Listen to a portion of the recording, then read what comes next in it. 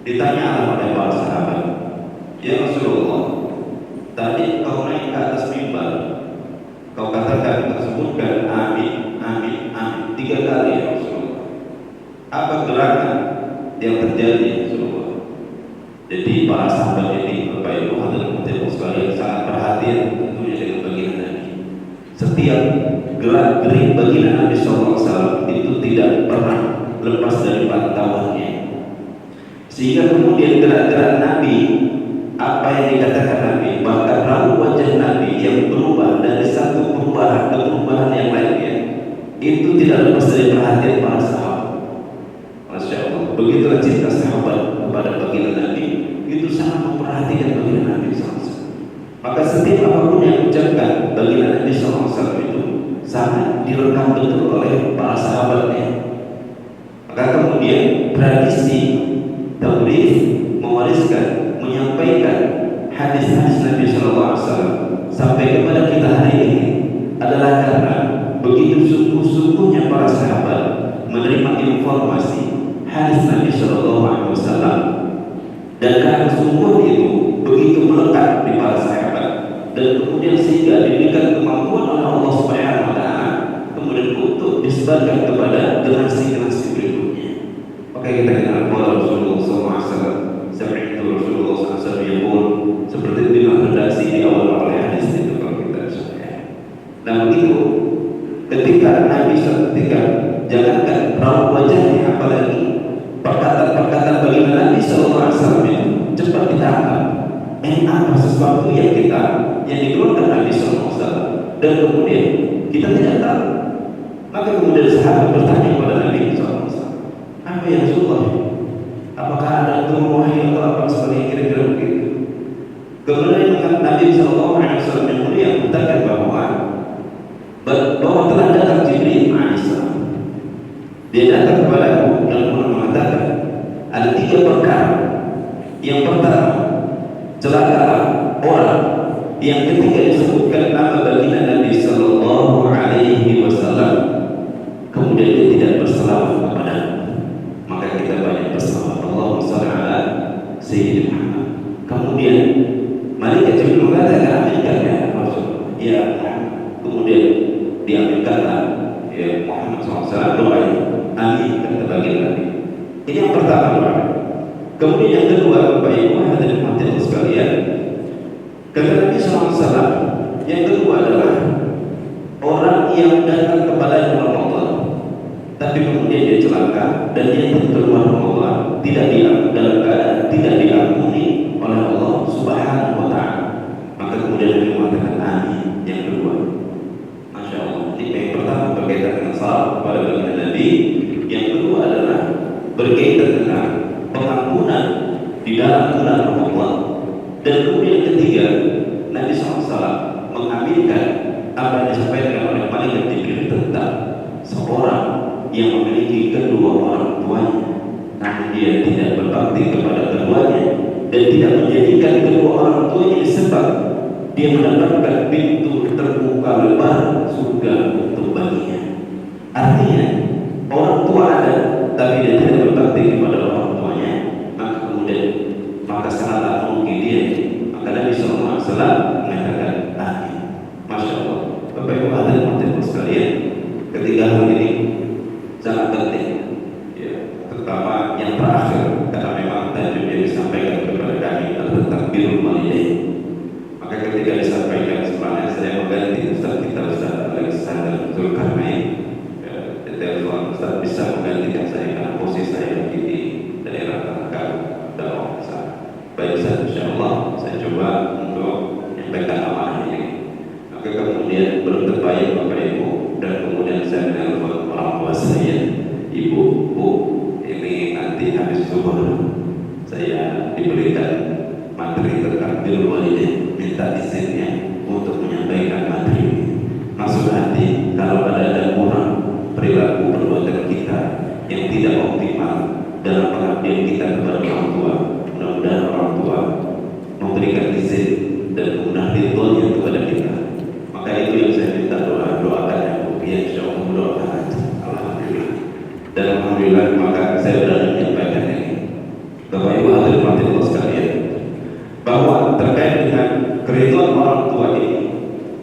dikaitkan dengan keridhaan Allah Subhanahu wa Ta'ala, bahwa apapun cerita kita yang kita lakukan, sukses apapun, sukses kita di dunia ini tidak akan ada arti apa-apanya kalau tidak mendapatkan keridhaan orang tua.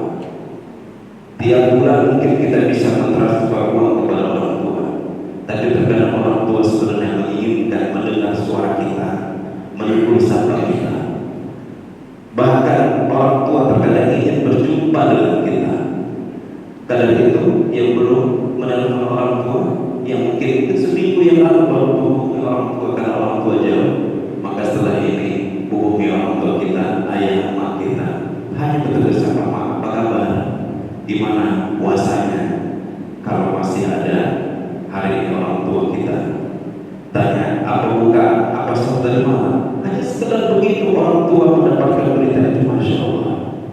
Dan begitulah kita sebenarnya Bapak Ibu yang mungkin punya pengalaman, ada anak-anak kita yang disekolahkan jauh dari kita, sekolah anak kita di pesantren. Ketika menelpon orang anak-anak kita ini kepada kita itu, Masya Allah, bahkan kita tahu jadwal dia bisa menelpon hari Ahad siang pukul sekian, maka kita tunggu berdering telepon kita, kemudian masuk telepon, Masya Allah, kita tunggu lewat waktunya, kita bertanya-tanya, kenapa kita telepon sampai subuh sampai hasilnya. Begitu Bapak Ibu sebenarnya yang kemudian kita rasakan sendiri, dan kami sendiri merasakan ketika anak ingin menelpon, nanti hari Ahad kita tunggu Pak beritanya, walaupun terkadang teleponnya, "Abi, Umi, apa kabar? Sehat? Sehat?" Begitu. Tapi ucapan pertanyaan anak kita itu, Masya Allah, memberikan satu hal yang kenyamanan dalam diri kita, bahagia dalam diri kita. Begitu juga sebenarnya perasaan orang tua kita sebenarnya ketika kita telepon, ada rasa bahagia. Bapak Ibu ada mati Allah sekalian. Maka kemudian ada seorang yang datang kepada Nabi SAW bertanya kepada, "Ya Rasulullah, khidmatku ini untuk siapa yang lebih utama?" Kira-kira begitu. Kemudian baginda Nabi SAW menjawab, "Ibu." Kuntu sumai. Kemudian aku bertanya lagi kepada baginda Nabi, "Kemudian kepada siapa lagi ya Rasulullah?" Kemudian sahabat Rasulullah katakan, "Kepada ibu." 2 kali ibu, 3 kali, coba lagi, "Kemudian siapa lagi ya Rasulullah?" Dikira bertanya, "Ini bapak." Yang ketiga, Nabi mengatakan lagi, menjawab lagi, "Ibu." Oh bukan. Kemudian tanya lagi, kira keempat, betul yang keempat baru untuk ayah. Ibu, baru kemudian ayah. Bukan berarti ya, terpikirkan peran ayah di dalam keluarga ini. Tapi itulah Bapak Ibu hadirin Allah sekalian, untuk mentakzimkan kedua orang tua kita dan melebihkan kedudukan ibu itu, sehingga kemudian surga itu, kata ulama mengatakan bahwa surga itu terdapat di telapak kaki ibu. Walaupun ini bukan hadis, kita akan coba cek apakah ini hadis atau tidak. Akan tetapi Allah Subhanahu wa Ta'ala berikan kemuliaan seseorang itu di atas kehormatannya kepada kedua ibu bapaknya, kepada berbakti kepada kedua orang tuanya. Itulah maksud daripada birrul walidain, berbakti kepada kedua ibu bapak. Dan sebab inilah Bapak Ibu hadirin Allah sekalian, kemudian ada seorang yang tidak disebutkan dalam riwayat para sahabat dan tidak tercantum terdata namanya sebagai salah satu daripada sahabat Nabi SAW. Akan tetapi ketika semasa baginda Nabi SAW hidup, pernah Nabi berpesan, kalau seandainya ada seseorang yang datang dari sebuah negeri yang jauh dari Makkah, maka kemudian minta doa kepadanya, Kemudian sahabat Nabi bertanya, siapa? Mereka merasa bahwa kami ya Rasulullah, orang yang selalu bersamamu ya Rasulullah, orang yang selalu mendampingi sehari-hari. Saat kami adalah orang-orang yang dalam keadaan suka dan duka bersama ya Rasulullah, dan keadaan bahagia bersama ya Rasulullah. Tapi kok ada kata Nabi, orang yang akan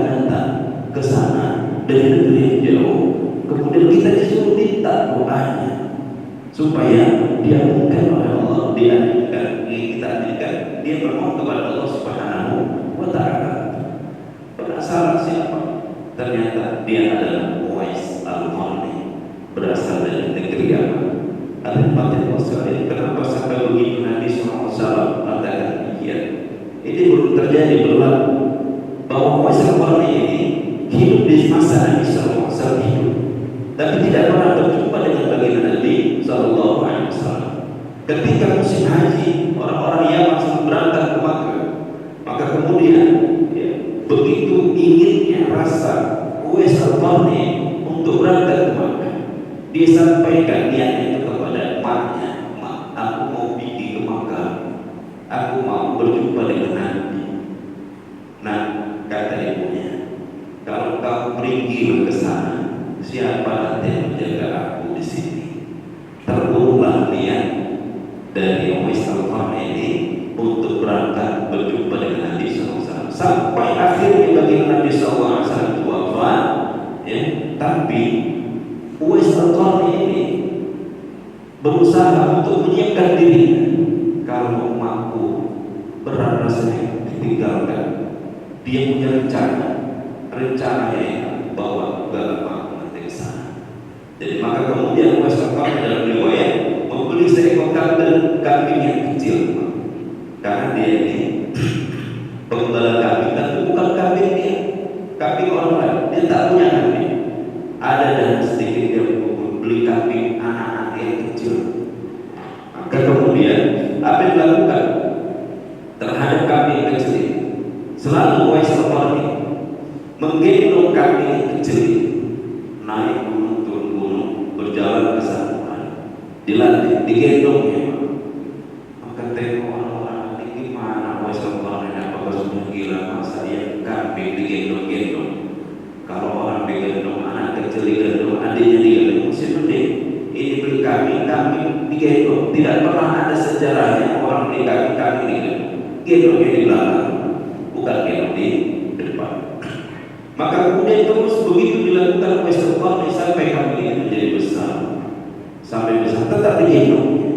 Kira-kira kemudian dia sudah sanggup dan kuat berlatih. Ternyata Bapak Ibu hadirin sekalian, ukuran bebanan kambing itu, dia ingin berlatih, bisa berharap dia menggendong ibunya dari Yaman berangkat ke Makkah untuk menggendong haji, berjumpa dengan baginda Nabi SAW.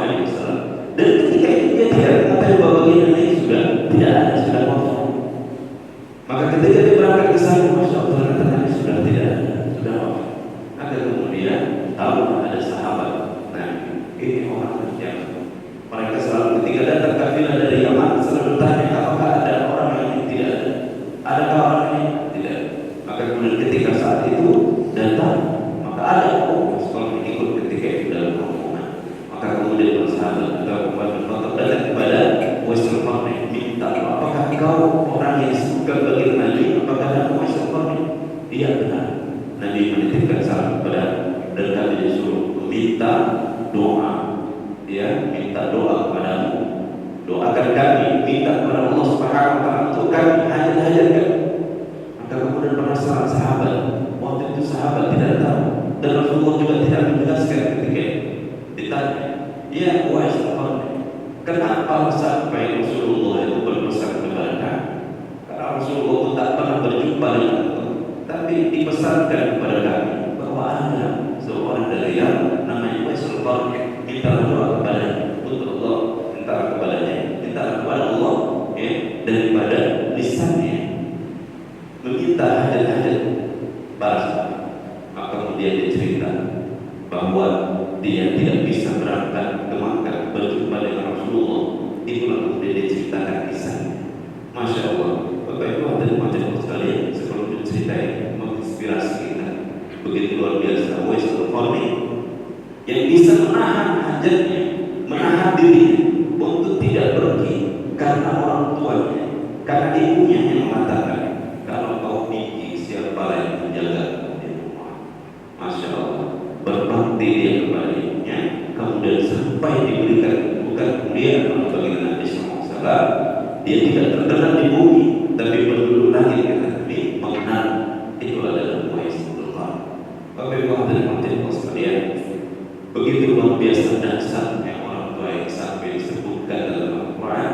surah Al-Isra ayat 23 Allah Subhanahu wa taala berfirman, "Ba'da billahi minasyaitonir rajim, wa qadara rabbuka alla ta'budu illa iyyahu wa bil walidayni ihsana."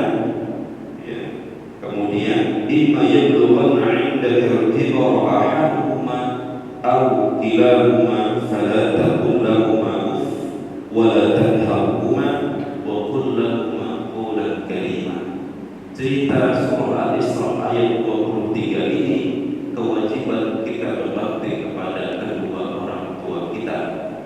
Dan uniknya Bapak Ibu hadirin yang dirahmati Allah sekalian, tentang pengabdian kita kepada orang tua, perintah mengabdi kepada orang tua diawali oleh ayat Al-Quran, "Wa qadara rabbuka alla ta'budu illa iyyahu." Diwajibkan kita beribadah kepada Allah Subhanahu wa taala. Dikaitkan pengabdian kita kepada orang tua dengan beribadah kepada Allah Subhanahu wa taala. Pertama, hikmahnya adalah bahwa ibadah yang kita lakukan kepada Allah Subhanahu wa taala tidak akan berarti apa-apa kecuali kemudian kita ikuti dengan pengabdian kita kepada kedua orang tua. Dan bukan begitu juga pengabdian kita kepada kedua orang tua tidak juga berarti apa-apa kecuali kita taat kepada Allah Subhanahu wa taala. Maka kemudian dia akan bernilai di sisi Allah Subhanahu wa taala. Kebaikannya untuk dunia dan akhirat. Bapak Ibu saudara sekalian, jadi perintah Allah Subhanahu wa taala, "Wa bil walidayni ihsan." Pertama ibadah kita kepada Allah Subhanahu wa taala, yang kedua wa bil walidayni ihsan. Berbuat baiklah kepada orang tua. Bagaimana cara berbuat baik kepada orang tua? Disebutkan ayat Al-Quran, "Imma yablughanna 'indaka al-kibara ahaduhuma aw kilahuma fala taqul lahumā uff." Jadi di antaranya adalah jangan sampai kita menyampaikan kata-kata yang menyakiti hati orang tua. Di sini digeser hanya perkataan uff atau ah saja. Penolakan secara halus. Kalau cerita-cerita kita dulu ngaji kita dulu, "Pak, belikan cabai gede." "Ah, malas lama." Begitu kata. Nah, kira-kira beginilah. Kalau malasnya anak kecil, jangan sampai terbawa sampai besar kita. Kalau sudah punya mak kita menyebutkan, jangan sampai pula kita menolaknya. Kalau sudah ayah, ibu kita mengatakan sami'na wa ata'na, tidak ada kata. Maka banyak sekali tausiah daripada orang-orang saat para ulama kita mengatakan dengan orang tua yang tiga saja yang kita lakukan. Apapun yang katakan yang pertama, diam. Apapun yang dia sehatinya, diam, dengarkan. Cerewet dia marah kepada kita, yang ketiga, diam juga. Pokoknya apa yang disampaikan orang tua, diam. Artinya dengarkan. Dan jangan ditolak, jangan dibantah. Karena wasiat orang tua ini masya Allah bertuah sangat untuk kita. Kisah kami Bapak Ibu hadirin sekalian, pernah suatu ketika berkeinginan kami untuk mendirikan sebuah lembaga pendidikan. Padahal sebenarnya orang tua punya lembaga pendidikan sendiri, punya yayasan sendiri di Martubu, Pasar tepatnya. Kemudian mengatakan, saya ingin buat lembaga, ingin mandiri. Luar biasa Bapak Ibu hadirin sekalian, saya berupaya untuk memberikan ujian dan alasan saya kenapa saya harus memberikan lembaga sendiri. Maka luar biasa, saya harus fight dengan aneh. Dan ujung kata dikasih juga, tapi ke belakang kita tahu bahwa ternyata memang diberikan dengan sesuatu yang sangat berat hati orang tua. Maka kemudian kita tahu lembaga itu berjalan sebulan, 2 bulan, dan 3 bulan saya putuskan saya harus berhentikan lembaga ini. Dan kawan-kawan tidak komitmen, saya katakan saya bisa lanjutkan, tapi kemudian tapi itu sebenarnya sebab dunia saja. Pada hakikatnya saya tanya, saya merasa berdiri, apa sebabnya? Ternyata mungkin bisa jadi karena orang tua tidak begitu ikhlas dan berat hati. Maka kemudian Allah tentukan jalan sesuatu yang akan menyulitkan kita untuk melangkah berikutnya. Maka 2 tahun saya bermasa, masya Allah, ini sebabnya. Kenapa kan tidak mendapatkan izin pun dan orang tua? Berjalan waktu kemudian 3 tahun belakang saya datang ke orang tua. Bu, kemudian ayah, ada cara membuat usaha tahfiz Al-Quran. di rumah untuk anak sudah mulai selesai SD dan akan melanjutkan SMP. Ada cocok sekolah bagi saya, istri tak cocok. Cocok istri, saya tak cocok. Saya bilang sama istri, kalau begitu sudah kita didik sendiri anak kita, gitu. Tak cocok bagi umi dan cocok saya, terus kita harus bersama untuk mendidik anak. Kemudian akhirnya kita harus terima, harus mulai kalau sendiri rasanya kurang pas. Kita coba cari kawan-kawan yang mau benar. Kemudian selanjutnya, kalau begini, kenapa tidak sekalian kita menambah? Saya sampaikan ke orang tua begini, dan respon orang tua sangat positif dan sangat baik. Maka kemudian alhamdulillah sampai 3 tahun ini tetap berjalan dan kita walaupun dengan merintis di awal luar biasa. Bapak Ibu hadirin Allah sekalian. Ini salah satu saya muhasabah lagi. Masya Allah, kenapa?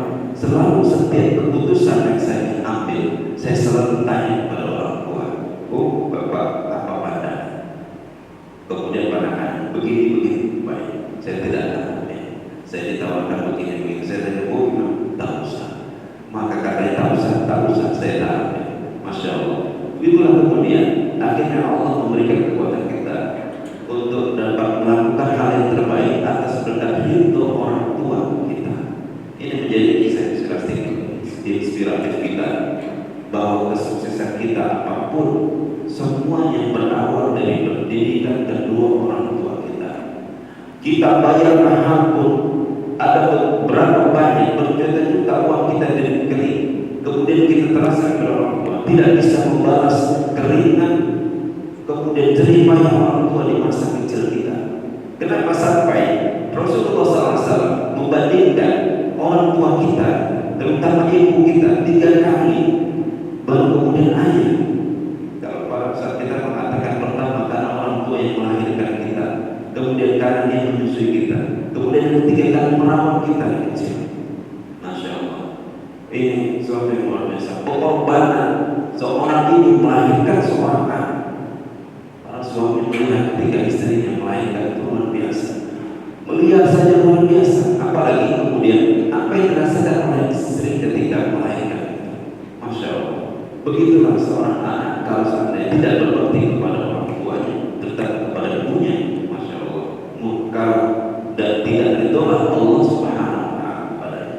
Maka kemudian tentulah datang malaikat Jibril itu mengatakan ada ayah emak, ada kedua orang tua, tapi tetap juga tidak dijadikan sebagai tiket untuk mengambil jalan lurus, jalan mudah untuk masuk surga.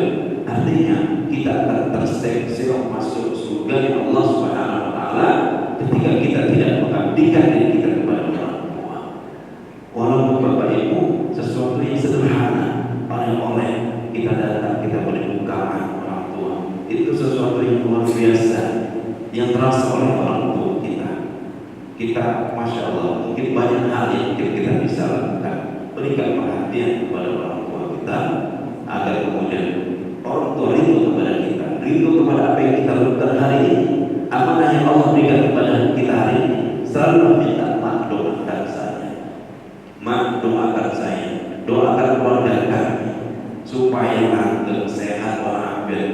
Mak doakan anak-anak kami supaya sehat walafiat, kemudian menjadi anak-anak yang soleh. Selalu walaupun ada orang tua yang mengatakan iya, didoakan. Itu Masya Allah merupakan keridoan yang muncul dari seorang tua dan menjadi sebab Allah berikan keridoan kepada kita. Jadi yang pertama Bapak Ibu hadirin Allah sekalian, tadi bentuk bil walidain ihsan adalah tidak melakukan mengatakan perkataan atau perbuatan kepada orang tua. Wala tanharhuma, dan janganlah kemudian kita juga sampai mengatakan membentak keduanya, mengatakan saja, jangan sampai membentaknya, bahkan kemudian kita diharuskan wa kullahu qawlan karima, sampaikanlah kepadanya, ucapkanlah kepadanya perkataan-perkataan yang baik-baik saja, perkataan yang mulia.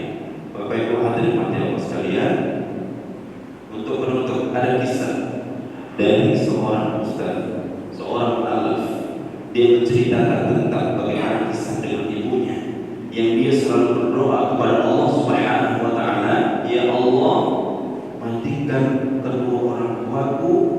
Jadi karena kedua orang tuaku meninggal menuntut usianya dalam keadaan beriman kepadamu. Tapi si anak tak sampai hati, tak bisa diungkapkan ini langsung kepada emaknya, kepada bapaknya untuk mengajaknya masuk Islam. Tapi dia selalu doa, karena di awal-awal emaknya udah nyampaikan kepada dia, namanya Ustaz Samsul Arifin Nabawi. Bapak bisa cek dalam YouTube, ceritanya begitu panjang, belum ceritakan kisah beliau ibunya. Beliau mengatakan, dan kemudian di antara anak-anak mamanya, anak ibunya, dia adalah termasuk orang yang paling baik perilakunya kepada ibunya dibanding saudara-saudara yang lain. Jadi emaknya merasa nyaman dengan dia, sangat nyaman. Dan beliau, terutama setelah dia masuk Islam, memberikan pelayanan, pengambil luar biasa, tidak pernah berkurang sedikit pun walaupun berbeda. Pengabdian yang dia lakukan kepada emaknya, tapi tidak sedikit pun sepatah kata pun dia ingin mengajak emak yuk masuk Islam, tidak pernah. Tapi tetap dia berdoa kepada Allah Subhanahu wa Ta'ala. Dan kemudian suatu ketika emaknya sakit di Jakarta, dan emaknya di kampung, dia di Jakarta dalam keadaan susah. Dia ingin merawat emaknya, mak ikutlah ke Jakarta. Orang kampung kalau sudah mengenal nama Jakarta itu ingatannya anakku sukses, kemudian rumahnya gedung, kemudian kerjanya Masya Allah, tabungannya banyak dan sebagainya, begitulah ya. Pada orang kampung ini kalau sudah tinggal di Jakarta, padahal belum cerita bahwa keadaan waktu itu rumah juga masih nyewa, kontrak, sempit, kecil, tapi ada keinginan dia untuk mengabdikan diri kepada emaknya. Gak ada tengok adik-adiknya, tak ada yang kurang peduli dengan emaknya, tapi dia bermaksud untuk membawa emaknya. Tetap saja dia tidak menyampaikan maksud hati untuk mengajak emaknya. Sebelum dia mengatakan, emaknya dari awal-awal bilang, nah aku mau ke sana, tapi jangan kau suruh aku masuk Islam, jangan kau sebutkan katanya. Tambahlah beliau ini, Ustaz kita tidak menyampaikan keinginannya. Maka kemudian terus, tapi dia terus mengabdi. Dia coba terus bawa berobat emaknya terus dalam beberapa tahun, dan akhirnya pada Allah, ya, emaknya sudah mulai agak parah, dan terakhir ya, kemudian emaknya kalau tidak salah datang kepada Samsul. Dia minta, Samsul, ajarkan aku Islam. Dia tak percaya. Dia maknanya. Dan kemudian suaranya masih rendah. Yang kedua, Samsul kapan kau ajari aku Islam? Yang kedua, dia maknanya. Dia masih belum percaya karena takut dari awal dari permintaan orang tuanya, emaknya. Jangan sampai dia menyampaikan tetapi tiba-tiba emaknya berubah begitu, tak percaya. Ketika hari Samsul, jangan kira-kira begitu, jangan sampai aku mati dan tak mau kenal Islam. Kenapa? Karena ibunya melihat perilaku Ustaz Samsul Arifin Nabawi yang begitu luar biasa, ya. Orang baik, maka dia teringat, ya. Dan kemudian apa yang dirasakan Ustaz Samsul Arifin dalam keadaan susahnya, tetapi tetap dalam kehidupannya, dia ingin merasakan itu apa yang dirasakan oleh Ustaz Samsul Arifin. Maka pun terakhir, yakinlah mau betul, serius. Maka kemudian diajarkan dan kemudian akhirnya Allah, ibunya masuk Islam dan tidak lama kemudian dipanggil oleh Allah Subhanahu wa Ta'ala atas berkat doa dari anak yang tulus ikhlas dan pengabdiannya kepada ibunya. Hadirin Allah sekalian, kisah-kisah yang kita sampaikan menjadi inspirasi kepada kita. Mudah-mudahan kita melakukan sesuatu yang terbaik untuk ayah emak kita, seperti wasal fahmi kepada ibunya, kemudian kepada kisah-kisah yang lain. Ulama-ulama besar Bapak Ibu hadirin Allah sekalian, kalau kita lihat biografinya Imam Syafi'i, Hanafi dan sebagainya, semuanya berakhir kepada ibu. Selalu langkah-langkah kehidupannya itu selalu kita rindu kepada ibu dan bapaknya. Kata ibunya iya.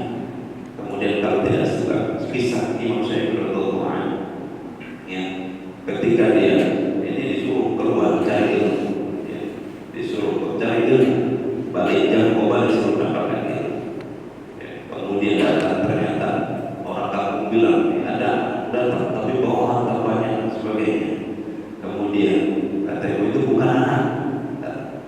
Karena kenapa aku suruh dia balik kampung ini bukan bawa harta tapi bawa ilmu.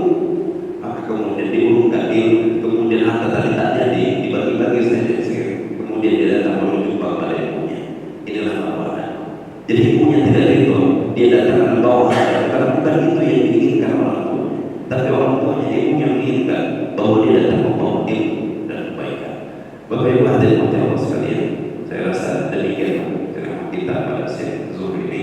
Mudah-mudahan di akhir-akhir Ramadan ini ada sisa-sisa waktu kita abdikan diri kita untuk orang tua kita. Salah satu amalan terbaik di akhir Ramadan di antaranya juga adalah mengabdi orang tua. Kemudian kita sambil menunggu malam Lailatul Qadar. Baginda Nabi SAW mengatakan bahwa kejarlah Lailatul Qadar itu di malam-malam ganjil di 10 malam terakhir Ramadan. Malam 21 sudah lewat, 23 sudah lewat, 25 juga sudah lewat. Malam ini malam 27 dan akan kita ada di malam 29 untuk kita tunggu dengan amal-amal terbaik kita di masjid-masjid dan musola-musola terdekat kita untuk melakukan amal-amal ibadah terbaik kita, meminta kepada Allah Subhanahu wa taala, Allahumma innaka 'afuwwun karim tuhibbul 'afwa fa'fu 'anna. Ya Allah, Engkau Maha Pemaaf. Kita rayu dalam doa kita rayu Allah dalam doa kita. Allah innaka 'afuwwun karim. Engkau adalah Maha Pemaaf ya Allah. Engkau Maha Mulia ya Allah. Tuhibbul 'afwa. Engkau menginginkan kemaafan, maka maafkanlah kami. Itu kan kita rayu Allah dengan doa kita. Kita minta kepada Allah sehingga kemudian jangan sampai pada hari Nabi mengatakan kita termasuk orang celaka karena kita keluar Ramadan dalam keadaan tidak diampuni oleh Allah Subhanahu wa taala. Perbanyak istighfar kita. Minta ampun untuk diri kita, minta ampun juga untuk orang tua kita. Allahumma ighfir lana dzunubana wa li walidayna warhamhuma kama rabbayana shaghira. Terus itu yang kita doakan kepada Allah Subhanahu wa taala sehingga kemudian akhir Ramadan kita menjadi hamba Allah yang bertakwa kepada Allah Subhanahu wa taala, dan akhir goal dari puasa itu adalah menjadikan menaikkan derajat kita dari seorang mukmin menjadi seorang muttaqin insyaallah. Bapak Ibu hadirin sekalian, demikianlah kuliah kita pada kesempatan kali ini. Mudah-mudahan bermanfaat. Akhirul kalam, assalamualaikum warahmatullahi wabarakatuh.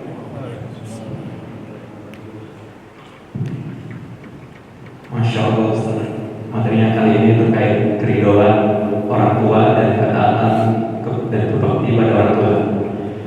Sekarang kita masuk ke sesi tanya. Mungkin Bapak Ibu sekalian ada pertanyaan untuk dia juga.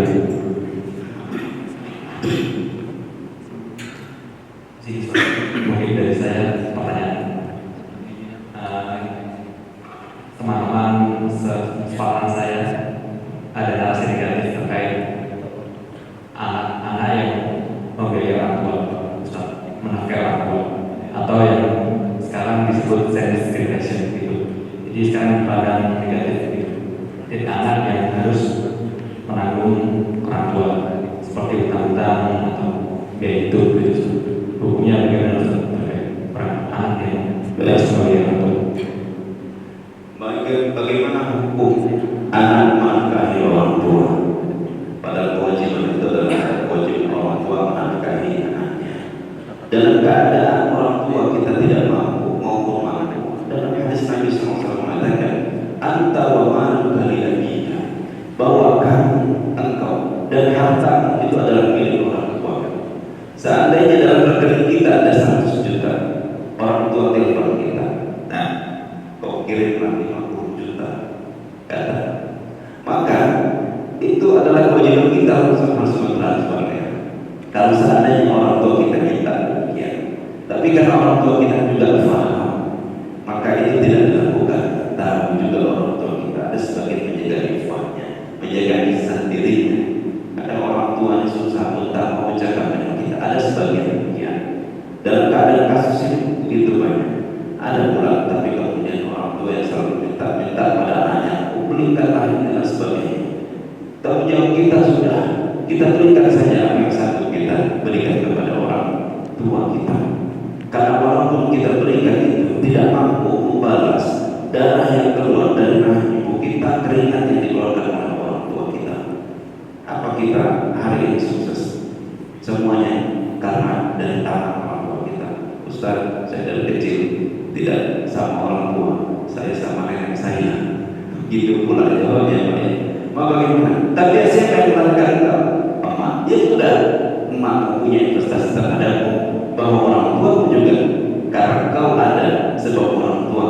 Maka kemudian hormati, minta maaf kepadanya, minta doa kepadanya, dan kemudian apa yang kau sanggup untuk sampaikan, engkau berikan, maka berikan kepada kedua orang tua. Jadi ada sebagian mengatakan agak kurang kurang baik gitu ya, dalam pandangan orang, tapi tidak ada masalah. Ya, yang penting kewajiban kita ya, menyampaikan sebaik-baiknya. Karena memang Bapak Ibu hadirin maka sekalian, ada juga terkadang ya, dengan menantu juga kadang tak enak hati. Suami kita berkewajiban untuk menafkahi ibu kita susah. Istri bilang, Bang, mobil rumah atau aku Bang, ini juga masalah. Maka kewajiban seorang suami mendidik istrinya untuk memahami perkara ini, gitu, untuk memahami perkara ini, karena banyak juga permasalahan yang muncul dalam hari. Tapi konsep dasarnya adalah jangan sampai orang tua kita, walaupun bagaimanapun caranya, itu adalah hak dia. Kemudian kewajiban kita adalah semampu kita, maaf, ini baru ada minta izin yang kita sampaikan. Gitu. Jadi semampu kita tetap berbuat baik kepada orang tua kita. Kalau permasalahan ada ada kes tertentu, jadi pembahasan nanti berbeda. Tapi jangan sampai kita merasa rendah karena kita memberikan sebenarnya bukan nafkah kepada orang tua, pengabdian kita kepada orang tua. Maka dalam ayat Al-Quran disebutkan, yasalunaka madza yunfiqun. Ya, kemudian ditanya kalau datang kepada Muhammad, yasalunaka madza yunfiqun, apa yang harus diinfakkan? Qul ma anfaqtum min khairin falil walidayni wal aqrabin.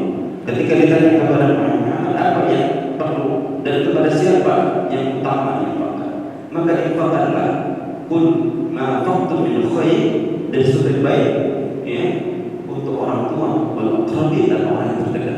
Jadi kewajiban ayat Allah katakan kewajiban kita memberikan sesuatu kepada orang tua kita dan juga orang-orang terdekat kita. Begitu. Jangan nanti orang lain banyak kita bantu, tapi kita baikkan orang tua kita baik. Allah. Mungkin ada yang lain di sini Ustaz. Ada pertanyaan dari pihak akhwat. Pertanyaannya, saya pelihara kucing, tapi ibu gak suka kucing. Tapi kalau gak pelihara, kucingnya kasihan juga ibunya. Karena dari kecil pelihara, gak pandai terima sendiri, jadi harus bagaimana? Memilih antara ibu atau kucing, itu bermasalah. Pilih aku atau kucing, kata ibu pulangnya. Bapak Ibu hadirin sekalian, sebenarnya kalau kita katakan bahwa ini kan ada image, ada gium di masyarakat bahwa kucing ini adalah hewan peliharaan ya, yang disukai oleh baginda Nabi. Maksudnya adalah Nabi tidak pernah berbuat kasar terhadap kucing. Ya, Nabi tidak pernah berbuat jahat, kemudian memukul, menendang atau apa, membiarkan kucing. Artinya Nabi SAW, karena kucing adalah hewan yang paling nurut, istilahnya paling jinak yang berada di sekeliling kita, ya, maka kemudian itu Nabi mengatakan jangan diabaikan. Tapi bukan berarti perintah kewajiban utama itu untuk kita berkhidmat kepada kucing melebihi daripada khidmat kita kepada yang lain. Ini ada ruang diskusi komunikasi sebenarnya dengan orang tua ketika orang tua juga tidak menyukai. Maksud tidak menyukai bukan tidak menyukai kucingnya, akan tapi mungkin alurnya, kemudian mungkin cara pemeliharaannya harus dirawat dengan baik sehingga aroma tertentu kemudian tidak merembab. Karena kalau apalagi yang jantan, ini udah aroma yang kemana-mana, ya kan? Kemudian apa? Walaupun kita sediakan pas dan sebagainya, maka ini adalah ruang diskusi dan komunikasi. Maka kalau demikian, sebagaimana bisa dua-dua, ya artinya pelihara kucing tidak bermata tetap dipelihara di mana itu pandai-pandai, ya, sehingga kemudian orang tua juga ya tidak abaikan dan kucing juga bisa terpelihara dengan baik. Tidak membenturkan keduanya, tetap orang tua kita hormati. Kalau memang demikian, ada beberapa juga penyakit yang disebabkan karena kucing. Kalau sudah sampai demikian, maka ini kan mudarat muncul. Maka hindarilah mudarat itu kalau datang ke mudarat. Allah demikian. Ada yang lain mudarat? Jadi mungkin ada yang bertanya lagi untuk dipersilakan. Perkara yang lain juga insyaallah. Untuk Selagi bisa. ya.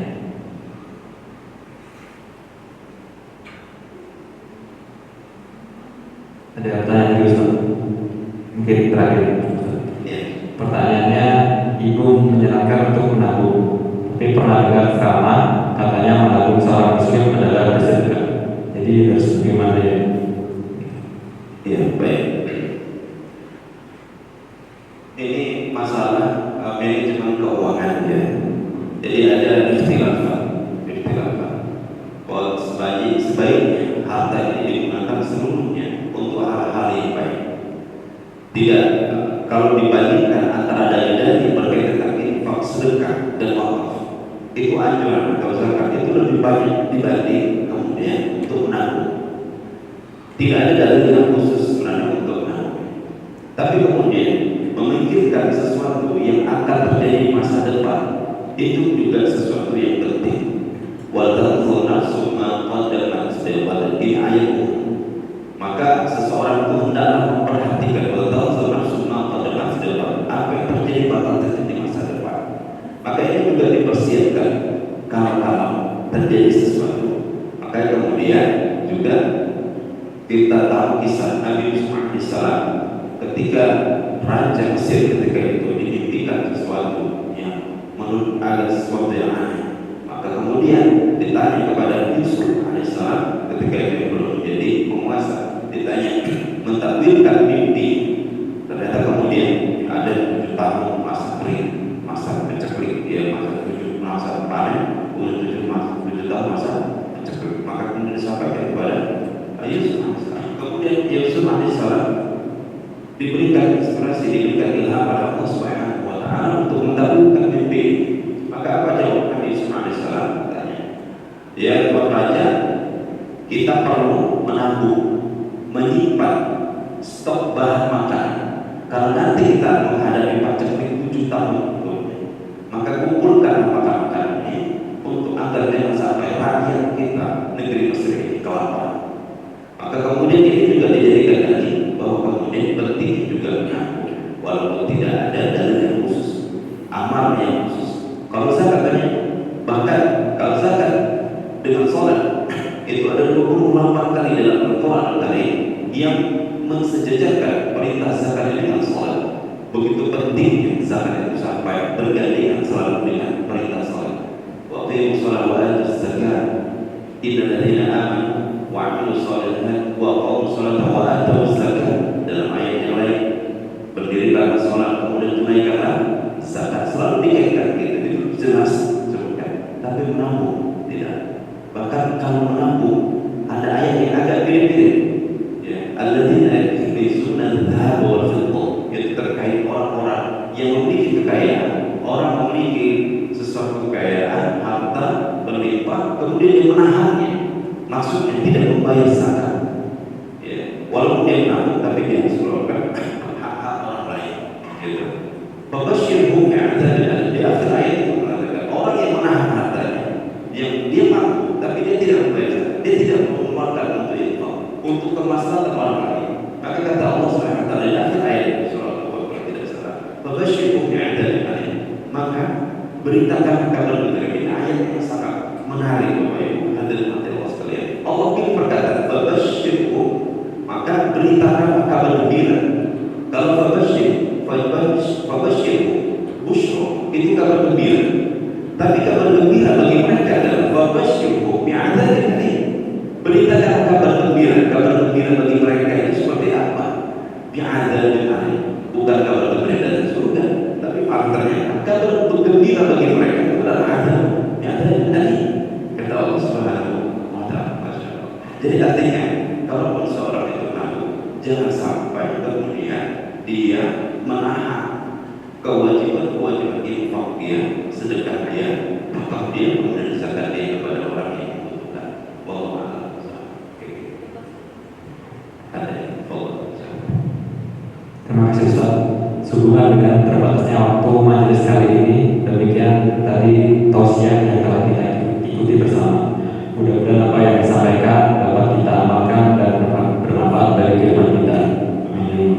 Bila ada ucapan dan tingkah laku yang kurang berkenan di hati, kami mohon maaf.